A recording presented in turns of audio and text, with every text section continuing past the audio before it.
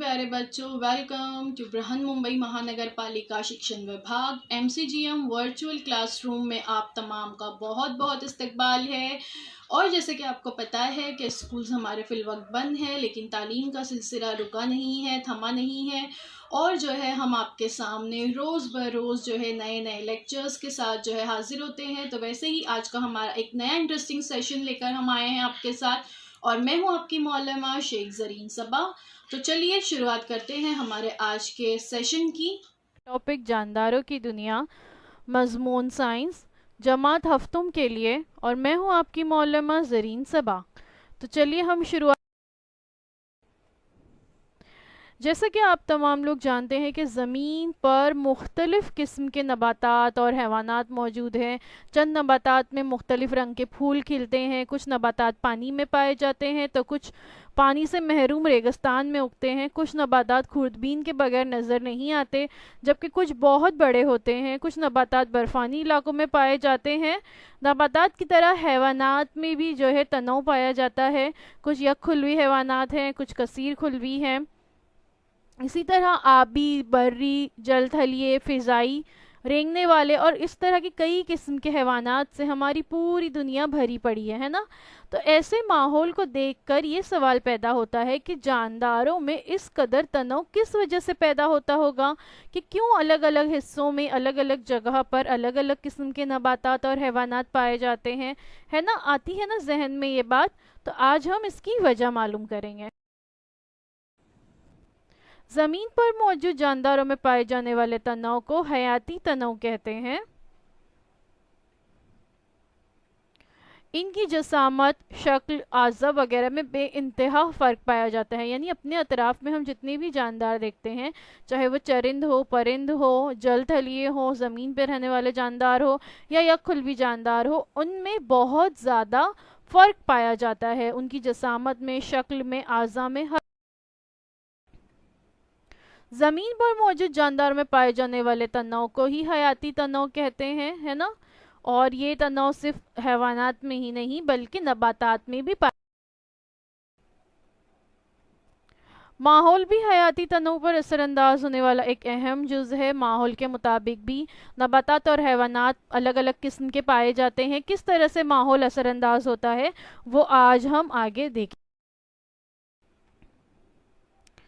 कि कश्मीर और राजस्थान के इलाकों में पाए जाने वाली नबातात और हैवानात एक ही किस्म के होते हैं। आपको इनमें कौन सा फ़र्क नज़र आता है? कश्मीर जैसे सर्द इलाके में बड़े पैमाने पर देवदार, सनोबर जैसे मखरूती दरख्त पाए जाते हैं। राजस्थान जैसे रेगिस्तानी इलाके में सिर्फ बबूल, नागफनी जैसे नबातात उगते हैं। इसी तरह रेगिस्तान में पाया जाने वाला ऊंट कश्मीर में नहीं पाया जाता। ऐसा क्यों है?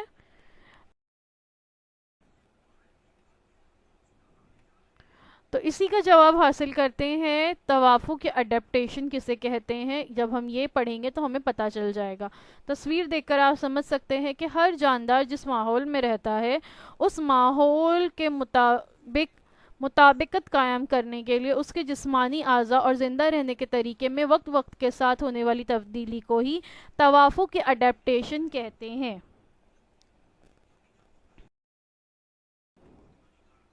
तो सबसे पहले देखते हैं हम अडेप्टेशन इन प्लांट्स यानी नबातात में किस तरह से। उसमें हम देखेंगे आबी नबातात में तवाफुक यानी अडेप्टेशन। आबी नबातात जो पानी में पाए जाते हैं उन नबातात को आबी नबातात कहते हैं।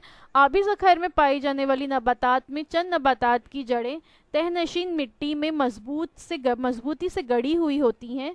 इनके तने पानी में डूबे हुए होते हैं, जिसकी वजह से पत्ते और फूल पानी पर तैरते रहते हैं। कुछ नबातात जड़ों के साथ पानी पर तैरते हैं। तस्वीर में आप देख सकते हो। इसके अलावा अपने अपने करीब में, घर के अतराफ में या गाँव में कहीं पे तालाब होगी, झील होगी, तो वहाँ पर भी आपने इस तरह के नबातात देखे हुए होंगे, है ना।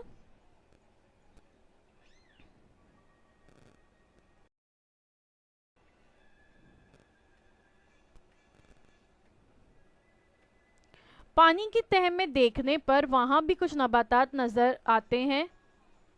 कवल, आबी सुंबल जैसे नबातात की डंठल नर्म, खोखली और लचकदार होती है। कवल का फूल देखे होंगे आप लोगों ने, बहुत खूबसूरत होता है। उसके पत्ते तस्वीर में आप देख सकते हैं कि किस तरह से पानी की सतह पर जो है तैरते रहते हैं।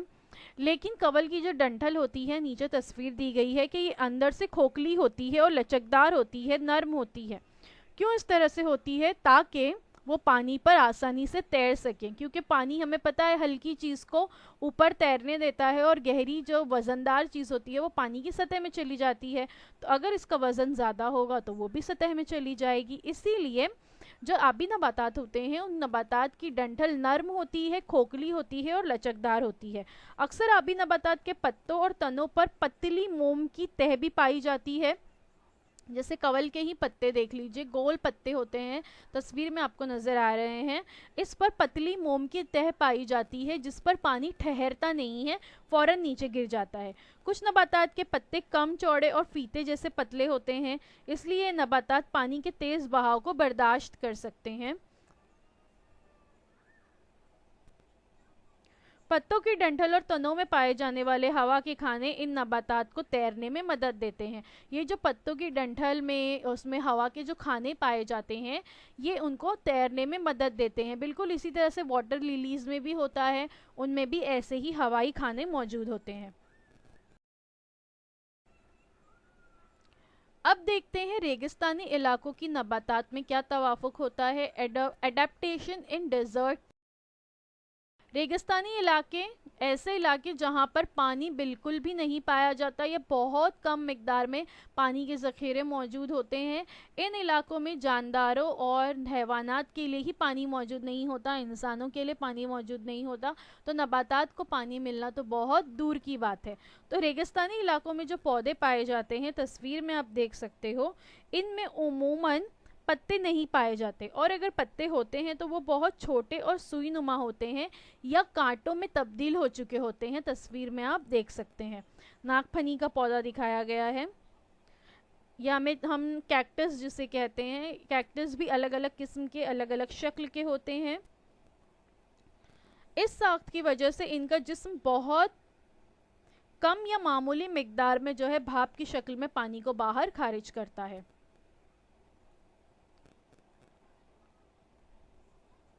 इन नबातात के तनों पर भी मोमी मादे की मोटी तह,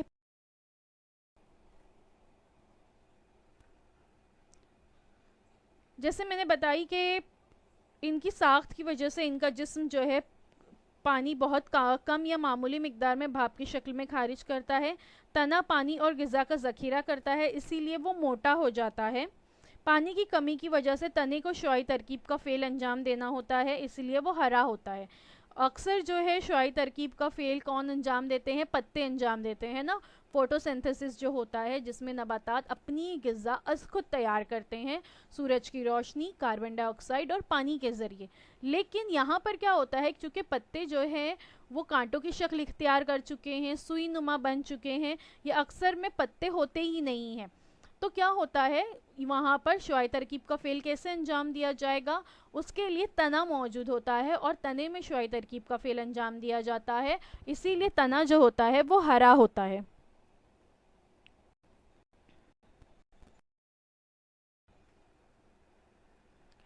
ये जो नबातात होते हैं इनकी जड़ें पानी की तलाश में ज़मीन के अंदर खूब गहराई तक जाती है। इन नबातात के तनों पर भी मोमी मादे की मोटी तह जो है वो पाई जाती है। अब देखते हैं बर्फानी इलाकों की नबातात में तवाफुक। अडेप्टेशन इन स्नोई रीजन प्लांट्स। बर्फानी इलाके यानी ऐसे इलाके जहाँ पर साल के बेशतर हिस्सों में बर्फ़ गिरती रहती है। बर्फानी इलाकों में ज़्यादातर देवदार और सनोबर जैसे मखरूती दरख्त शामिल हैं। बर्फानी इलाकों की नबातात जो है ये मखरूती शक्ल के क्यों होते हैं, ज़रा सोचिए। मखरूती शक्ल के होने की वजह से इनकी टहनियाँ नीचे की जानिब झुकी हुई होती है। तो इससे क्या फ़ायदा होता है, सोचिए ज़रा। इससे ये फ़ायदा होता है कि टहनियाँ नीचे झुकी होने की वजह से इन इलाकों में खूब बर्फ़ गिरती है और सर्दी भी ज़्यादा होती है, तो टहनियाँ झुकी होने की वजह से इन नबातात पर बर्फ़ जमा नहीं होती। इन पर बिल्कुल भी बर्फ़ जमा नहीं होती है। जब बर्फ़बारी होती है तो न बर्फ़ जो है वो फिसल कर नीचे आ जाती है, जिसकी वजह से पौधों को कोई नुकसान नहीं होता। तो देखिए इस तरह से होते हैं बर्फ़ानी इलाकों में नबातात, और उनकी साख जो है इस तरह से होती है। तो सोचिए अल्लाह ताला ने जो भी चीज़ें बनाई हैं, कुदरत में जो भी चीज़ें मौजूद हैं, वो बेवजह नहीं है। हर चीज़ जो है जिस तरह से बनी हुई है, जिस तरह मौजूद है, उसके पीछे कोई ना कोई अल्लाह ताला की हिकमत है और कोई ना कोई उसकी वजह है ना।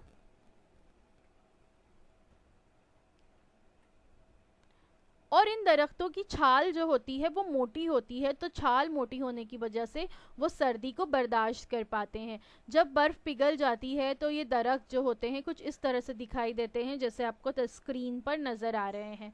है ना कितना खूबसूरत नज़ारा। अब देखते हैं जंगलाती इलाकों की नबातात में तवाफुक, अडेप्टेशन इन फॉरेस्ट प्लांट्स। हम अपने अतराफ़ में अक्सर जंगलात देखते हैं। मुंबई में रहने वाले बच्चों, आप लोगों ने शायद जंगल इतने ज़्यादा नहीं देखे होंगे, लेकिन आप जो हैं जो पवई के इलाके में रहते हैं, गोरेगांव और आरे कॉलोनी, वहाँ पर घने जंगलात मौजूद हैं, है ना। और इसके अलावा बोरीवली साइड में भी बहुत ज़्यादा घने जंगलात हैं। नेशनल पार्क जो है हमारा बोरीवली में, वो भी जंगल में वाक़ है। तो अगर आप चाहें तो आप वहाँ जाकर देख सकते हैं कि जंगलाती इलाके कैसे होते हैं।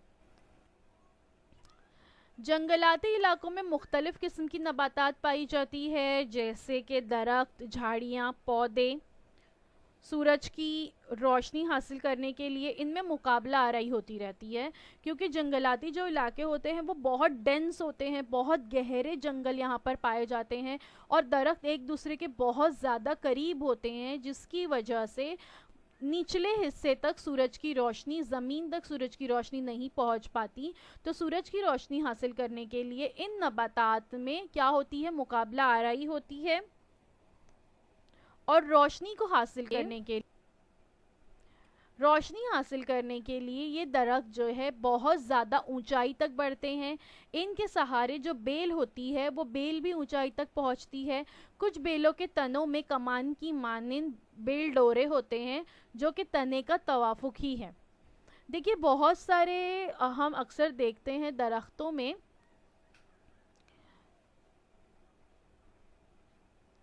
कमान की मानिंद बेल डोरे जो है वो लटके हुए होते हैं, जिसपे अक्सर बच्चे जो हैं, हमारे गांव में इस तरह के दरख्त हुआ करते थे तो बच्चे उस पर झूला झूलते थे, है ना। आज भी हो सकता है गांव में बच्चे अगर आपके घर के करीब होंगे तो आप लोग झूला झूलते होंगे। तो ये क्या है, ये भी एक तरह का अडेप्टेशन है। किसका तवाफुक है, ये तने का तवाफुक है। देखिए इस तरह के घने जंगल जो है पाए जाते हैं, और यहाँ पर फिर क्या होता है, इतने घने जंगल होने की वजह से निचले हिस्सों में ज़मीन तक जो है सूरज की रोशनी नहीं पहुँच पाती। इस वजह से दरख्त जो हैं सूरज की रोशनी को हासिल करने के लिए उनमें मुकाबला आ रही होती है, और वो बहुत ज़्यादा ऊंचाई तक बढ़ने लगते हैं। तो बच्चों आज के लिए बस इतना ही। Thank you so much. वक्त हमारा यहाँ पर ख़त्म हो गया है। अब नेक्स्ट वीक में इंशाल्लाह हम एक नए वीडियो के साथ आपसे मिलेंगे। अल्लाह हाफिज़। तो बच्चों मुझे उम्मीद है जो कुछ आज आपको पढ़ाया गया वो आपको अच्छी तरह से समझ में आया होगा, और अगर आपको नहीं समझ में आया है तो हमारा ये वीडियो यूट्यूब पर भी अवेलेबल है, आप इसे दोबारा से जो है देख सकते हैं। और अपने साथ जो है अपनी टेक्स्ट बुक ज़रूर रखिए ताकि आपको जो है तमाम पॉइंट्स अच्छी तरह से समझ में आए। तो अब आप लोगों से इंशाल्लाह अगले हफ्ते एक नए वीडियो में मुलाकात होती है। अल्लाह हाफिज़।